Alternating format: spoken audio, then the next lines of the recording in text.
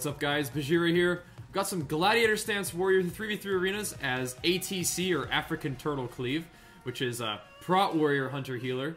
And we run this at 2200 with my friends Hunterssds the Hunter and Baabaaqanush the Shaman Lord. And our first game is going to be against a Jungle Cleave, which is Feral Druid Hunter Healer. And in this case, their healer is Disc, and their hunter is playing a Beast Mastery. And this is one of the things that I like so much about the beginning of these expansions, is that people get to test out all kinds of different specs that may not have been played as much before, and see how effective they are. And that's fun for me. I mean, obviously, me being a Gladiator stance warrior, this is a brand new spec to the game. I know warriors have played Prot in the past, but in terms of the actual Gladiator stance spec, I want to test it out. And so far, I'm really liking it. Now, that being said, Arms is still effective enough for a lot of warriors to be enjoying it and doing well with it, so that's encouraging. But for me, Glad Stance is a lot of fun. I'm digging the playstyle, and it's definitely effective enough for me to warrant playing it. So this Feral really doesn't want to come out of stealth, so I'm just going to run at this Hunter and see what I can do. Now I'm going to charge over to see if I can get this Fear off the Priest as soon as he peeks his head out there. As soon as I'm going over there right now, first Shield Slam Dispel knocks the Fear Ward off, so that's a pretty fun thing. That is one of the cool things about Glad Stance, is that if you glyph the Shield Slam Dispel, it becomes really effective. So, you know, you lose a Mortal Strike, but if you can knock a shield off or knock a buff off, it ends up, you know, like an entire stack of Rejuvenation or something like that. It ends up being, you know, just as effective, if not more effective, than a Mortal Strike. But we get a little bit tired of waiting for this Feral to come out of stealth, so I'm going to chuck a Stormbolt over at the enemy Priest so that my Hunter can trap out of it, and then deal a lot of damage to this Hunter. We get him really low, get a Pain Sup, and a Deterrence out of him. So right now I'm going to waddle over slowly but surely to fear the Priest, because he doesn't have that Fear Ward that we knocked off earlier. And I'm keeping an eye out to make sure that my Shaman doesn't get trapped. It is really a lot more difficult to eat traps now, but if your head's up, I mean, it still can be done. I'm seeing this Feral go over for some CC on my Shaman. He does a good job, kills the Grounding Totem, so that they can land the trap there. So unfortunately for me, I wasn't in position, and off of that one trap, they're going to get a lot of damage. But now that the Feral is out and in the open, we're going to pour all of our damage into that Feral Druid.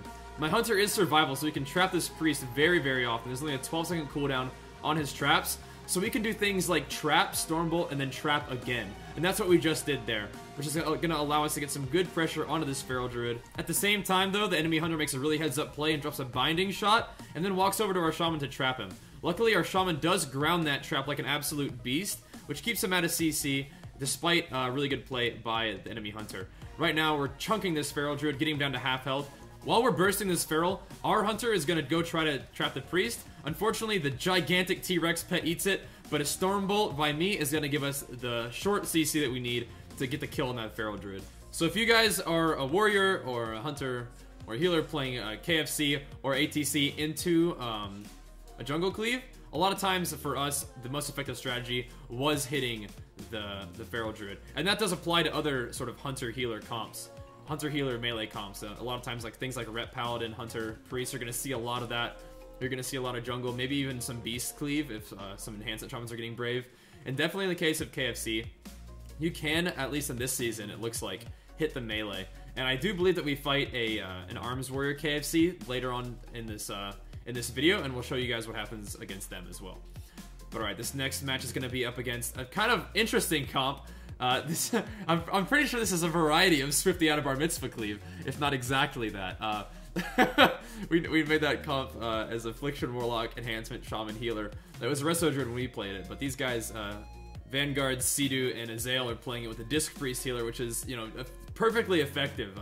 Definitely putting out a lot of pressure on our Shaman really early, which is very scary. Our Shaman dispelled a UA, and then got hit by like 2 haunts back to back, so that was some intense damage right off the bat. We are able to recover a little bit, and one of the things our Shaman is doing is a really heads-up play. Anytime you have a melee training you or your healer, one of the best things you can do is constantly pull them LOS of their healer. And that's going to allow us to just use the map to get a lot of pressure. And as soon as the healer gets into LOS of their DPS, we're going to hit him with a CC. So I chuck a Stormbolt over there, and he's going to get trapped out of that, which is going to allow us to once again deal a lot of damage to this Enhancement Shaman. You can see our health pools are definitely getting cleaved. I mean, anytime a Warlock like Azael is able to spread dots on your whole team while training your healer, that's pretty much what establishes that whole AoE team rot that you see going on right now. So I'm trying to find my healer so he can get in range for a Spirit Link, and we're all sitting at about, you know, 50-40% here. But once again, I'm gonna Stormbolt the enemy Priest, land a trap out of that, but C2 trinkets that instantly and gets a nice life grip out of LOS and a few heals and sends him off with the pain sub so that Vanguards can gate across the map and maybe throw himself a few self heals while they adjust their position and try to get back into a good spot. Now right here, my Shaman's able to get a sick hex on C2Y's out in the middle of the map, and that is going to allow us to score the kill on Vanguards. So insane early pressure by these guys. Definitely were cleaving us down, but as is often the case with KFC, or really any Hunter comp, things can turn around really quickly once you start landing traps. Once we were able to start landing some CC on the enemy healer, that's when stuff started to turn around for them. So, good game, but definitely scary for both teams. Alright, so this next match coming up is going to be against a Ret Hunter Priest. Now, if you guys are playing Arena, chances are you're seeing this comp. This is probably one of the most powerful comps in the whole game right now, having a lot to do with how powerful Rets are on their own and how powerful Priests and Hunters are together. So this comp is definitely one of those teams that you're going to be seeing a lot of. And you can see why. They pretty much almost one-shot my Hunter here. So they definitely have the damage. Not only that, the Ret Paladin can prevent pretty much any sort of CC on their healer, magical or physical, through the use of Hand of Protection and Hand of Sacrifice. And not only that, if they don't have Hand of Sacrifice or Hand of Protection stack up, they can just Freedom, and that will also reduce the duration of a CC by 1/4. On top of that, they also have pretty high self-healing, off-healing, and defensive capabilities, but despite that, you know, we're still going to hit the Ret Paladin. We think that's the best choice. Hunters cutting us around is not going to be super fun, but Ret Paladins do, despite, you know, a lot of their healing capabilities and their defensive capabilities, they do take a lot of damage, so they're going to be our best bet. They're definitely the weakest link here. in a pretty strong chain. So overall, the strategy is damage into the Ret Paladin, my CC and Hunter's CC into the Priest, and our Shaman will be hexing the Hunter, which is going to hopefully disrupt some of their CC chains, definitely stop a little bit of damage, and hopefully give us a chance to score a kill in this Ret Paladin. So we've already gotten through Paints Up, we've already gotten Bubble out of this Ret Paladin. He just sacked his Priest out of that trap, so we're getting through their cooldown steadily. One of the main things is they're going to have the early advantage, right? So as long as they have all of their CC breaks, they're going to pretty much have free reign in terms of dealing damage on our team. But one of the things is, as long as we can weather that storm and, you know, continuing to throw that CC onto their Priest, continue to throw that CC onto their Hunter, try to control them as best we can wear them down. It's just not easy. So right there, the Ret Paladin is in position to eat my Hunter's trap, but we're doing enough damage to him that he does have to bop himself. I'm going to walk over and fear the Priest just before getting stunned, but that fear does get the Will of the Forsaken out of the Priest. So once again, we're wearing these guys down slowly but surely. I'm deciding to use my pummel on the Ret Paladin just to make sure he can't heal himself. I don't have a pummel for the Priest, but my Hunter does land a sick Wyvern on the Priest, which is going to give us just enough time to score the kill on the Ret Paladin. So once again, this Ret Hunter Priest comp is a team that you're going to be seeing a lot of. But the strategy we've found most effective is just to do our best, you know. Even if the CC is going to get broken by the Ret Paladin, you still got to do it. You still got to, it's just cooldowns you got to get through. So keep landing that CC. Make sure, you know, you knock those fear wards off. Get the fears, force the Hand of Protection if you want to. I mean, if that's what they're going to do. You know, if they're going to sack a trap, you know, that's what's going to happen. You just got to keep putting that CC into him. Hit that Ret Paladin, make his life really difficult with trying to deal damage, survive, and use all that utility. I mean, a good Ret Paladin's going to be able to do it, but you might as well put pressure on him to do so. Alright, so this next match is going to be against another Ret Hunter Priest. This time it's going to be on Blade's Edge. This team doesn't really make a whole lot of use of the Z-axis, but the Hunter can knock you off, so be aware of that. You know, I had my charge ready. I didn't charge in the beginning, just in case I got knocked off in the middle, and I did, so had that charge ready.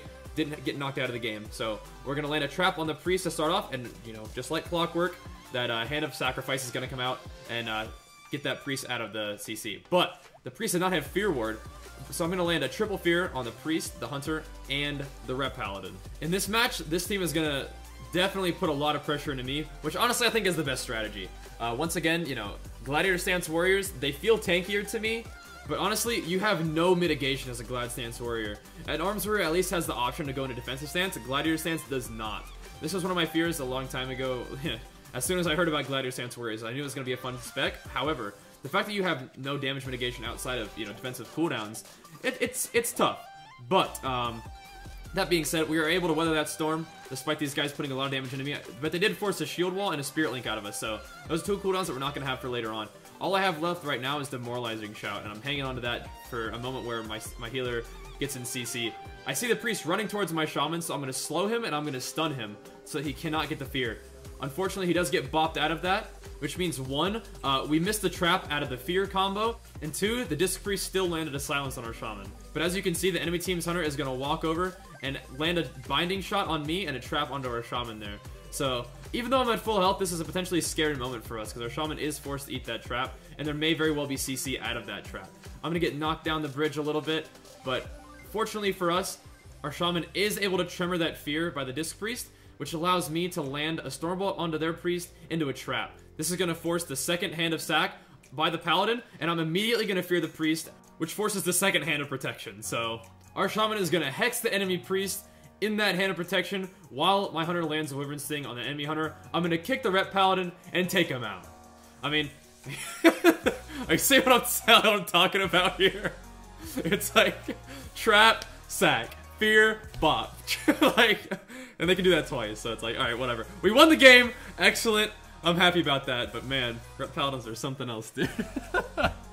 I'll be posting the second part of our games 2200 here pretty soon. Hopefully you guys enjoyed the video. Be sure to give it a thumbs up and a comment if you did. Thanks so much for watching, and I'll see you guys next time. Peace!